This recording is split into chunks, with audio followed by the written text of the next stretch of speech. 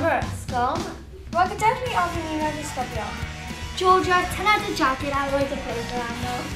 Tei lan a Chris mewn.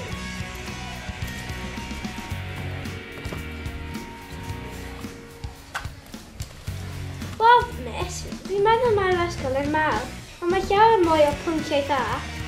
Mae hynna'n dda am yr ysgol, a mae llawer o pynciau arbennig.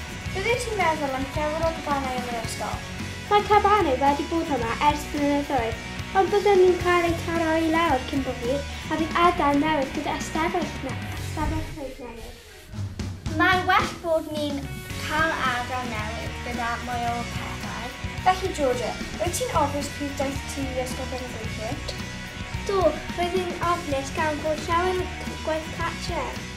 Does dim, a hefyd diolch am gwrando ar ein sgwrs am yr ysgol.